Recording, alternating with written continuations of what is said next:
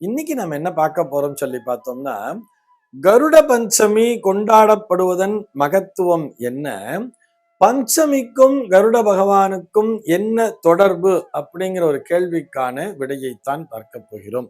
இந்த கருட பஞ்சமி என்பது ஒரு இரட்டை நாள் கொண்ட ஒரு பண்டிகையாக பார்க்கப்படுகிறது. இந்த கருட பஞ்சமிக்கு முதல் நாள் பார்த்தோம்னா நாக சதுர்த்தி என்பதை கொண்டாடி இருப்பார்கள். இந்த நாக சதுர்த்தியை தொடர்ந்து வரக்கூடிய, அதாவது பஞ்சமிக்கு முதல் நாள் சதுர்த்திங்கிறது வர்றது இல்லையா, இதை விதிப்படி சொல்ல வேண்டும் என்று சொன்னால் அந்த சாந்திரமான மாதங்களிலே வரக்கூடிய ஸ்ராவண மாதத்தினுடைய வளர்பிறை சதுர்த்தி நாளன்று நாக சதுர்த்தி என்றும், அதற்கு மறுநாள் வரக்கூடியதை கருட பஞ்சமி அல்லது நாக பஞ்சமி என்ற பெயரிலும் கொண்டாடுவார்கள். அதாவது நாகங்களையும் கருடனையும் ஒன்றாக இணைத்து கொண்டாடக்கூடிய பண்டிகையாகவே இந்த பண்டிகையானது பார்க்கப்படுகிறது. இங்க அடிப்படையில ஒரு விஷயம் பார்த்தோம்னா, நாகங்களுக்கும் கருடனுக்கும் இயற்கையிலேயே பகை என்பது உண்டுதானே. கருடன் என்கின்ற பட்சிக்கும் நாகங்களுக்கும் இயற்கையிலேயே பகை என்பது உண்டு.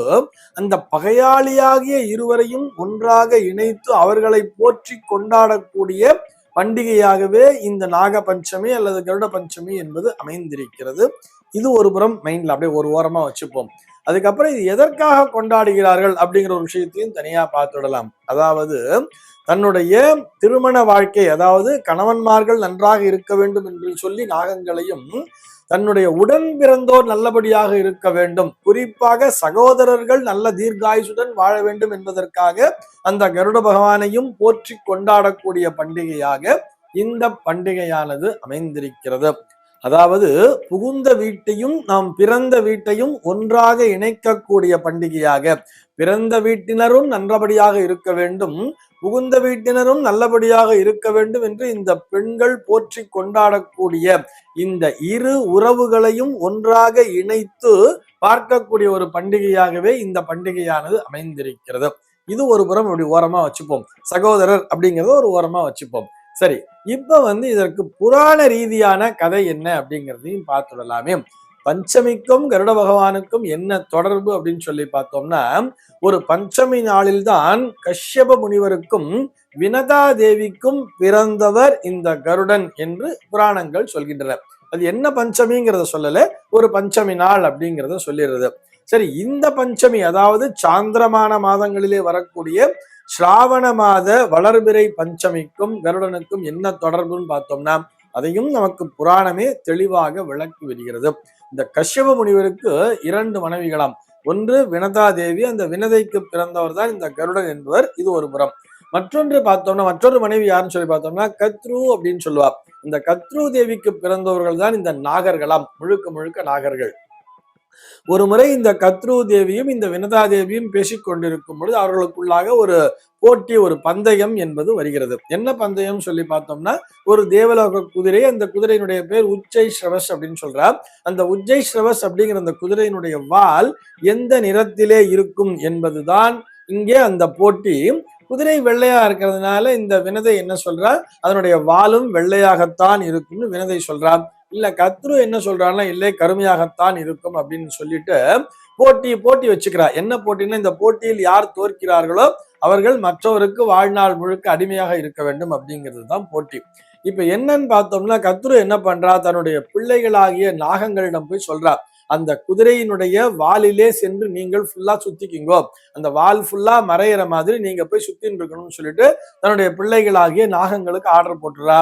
அந்த உஜ்ஜை ஸ்ரவஸ்ங்கிற குதிரை வர்றது, அந்த குதிரை வரும்போது இந்த நாகங்கள்லாம் தன்னுடைய தாய் சொல்லை தட்டாமல் நேராக இந்த குதிரையோட வால்ல போய் சுத்திக்கிறது. அப்ப தூரக்க இருந்து பார்க்கும் பொழுது அந்த குதிரையினுடைய வால் கருமையாக தெரிகிறது.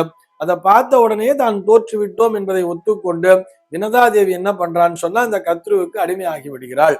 இதை கேட்டுட்டு இவருக்கு நம்ம கருட பகவானுக்கு ரொம்ப கஷ்டம். தன்னுடைய தாயானவள் அந்த மாற்றாந்தாயிடம் வாழ்நாள் முழுக்க அடிமையாக இருக்க வேண்டுமான்னு சொல்லிட்டு ரொம்ப மனம் வருத்தப்பட்டு தன்னுடைய தாயை விடுவித்த வேண்டும் சொல்லிட்டு போய் போராடுறார். அப்ப போராடும் போது அந்த நாகங்கள் என்ன சொல்றதுன்னா, நீ தேவலோகத்துல இருக்கக்கூடிய அந்த அமிர்த குடத்தை எங்க கிட்ட கொண்டு வந்து கொடு, தேவேந்திரன் சண்டை போட்டு இந்த அமிர்த குடத்தை எங்க கிட்ட கொண்டு வந்து கொடுத்தீங்கன்னா நாங்க உங்க அம்மாவை ரிலீஸ் பண்ணிடுறோம் அப்படிங்கிற மாதிரி சொல்றார்.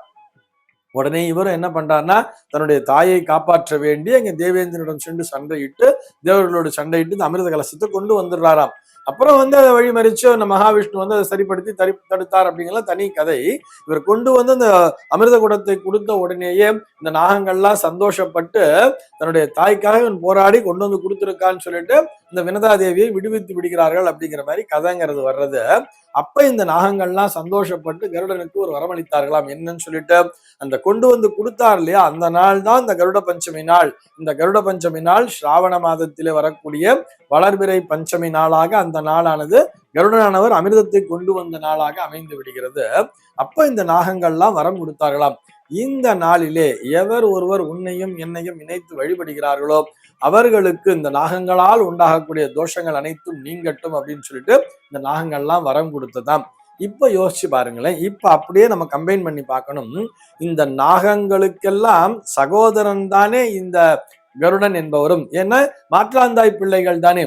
வினதை அப்படிங்கிறது ஒரு தாய், கத்ருங்கிறது ஒரு தாய். கத்ருனுடைய பிள்ளைகள் தான் நாகங்கள், வினதையினுடைய பிள்ளை தான் கருடன். அப்ப இவர்கள் மாற்றாந்தாயினுடைய பிள்ளைகளாக, அதாவது சகோதரத்துவம் உடையவர்களாக இருக்கிறார்கள்.